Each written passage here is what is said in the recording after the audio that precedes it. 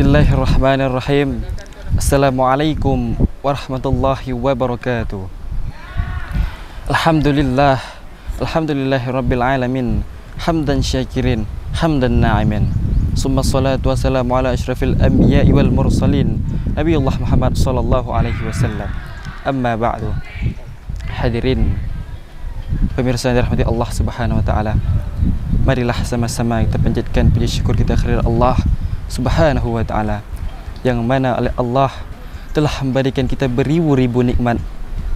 Kemudian salawat serta salam dicurahkan kepada baginda kita Nabiullah Muhammad sallallahu alaihi wasallam, juga para alim ulama mutaqaddimin maupun alim ulama mutaakhirin.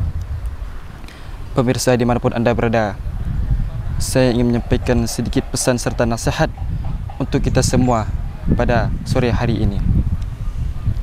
Berbicara masalah bulan Ramadan. Bulan Ramadan merupakan bulan, yaitu bulan yang paling mulia di antara 12 bulan Ramadan lainnya.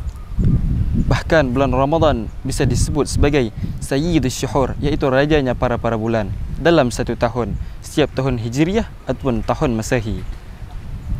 Bulan Ramadan Allah menurunkan banyak peristiwa-peristiwa Islam, yang mana pada bulan inilah segala amal ibadah kita ditingkatkan oleh Allah Subhanahu wa ta'ala. Hadirin dirahmati Allah, pemirsa dimanapun anda berada, maka sudah tak heran kita melihat begitu banyak pemuda-pemuda yang telah hijrah, begitu banyak pemuda-pemuda yang mana telah merubah dirinya menjadi jalan lebih lurus kepada Allah, bersujud tiap malamnya, mendekatkan diri bertadarus di masjid pada malam hari. Sudah tidak heran di kalangan kita sekarang apabila kita melihat begitu banyak pemuda-pemuda sudah beristiqamah, bertaubat, bertakwa serta meningkatkan ibadahnya kepada Allah Subhanahu wa taala. Dalam bulan Ramadan terdapat 30 malam kurang lebih.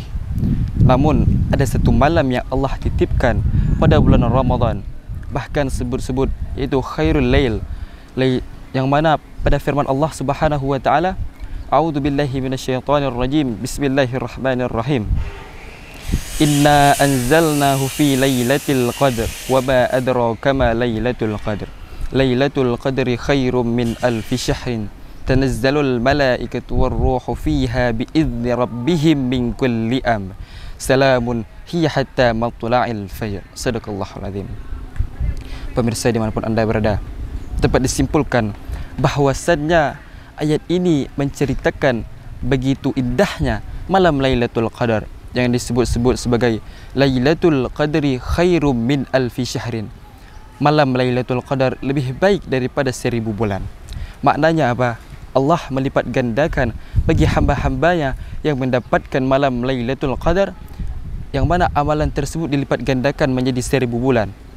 Sebegitulah kurang lebih hadirin sekalian, pemirsa dimanapun anda berada. Namun pemirsa sekalian, dalam malam Lailatul Qadar terdapat satu minusnya hadirin sekalian.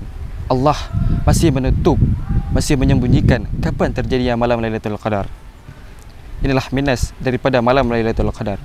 Banyak orang-orang terdahulu ataupun ulama menyimpulkan bahwasannya malam Lailatul Qadar turun di antara pertengahan akhir bulan Ramadan ataupun seperempat akhir bulan Ramadan. Wallahu alam. Hanya Allah yang mengetahui dan para malaikat-malaikatnya. Namun ada satu kunci hadirin sekalian untuk kita bisa mendapatkan malam Lailatul Qadar tersebut. Bagaimana? Itu dengan beristiqamah. Bagaimana caranya? Kita terus beristiqamah, bertakwa, beribadah kepada Allah.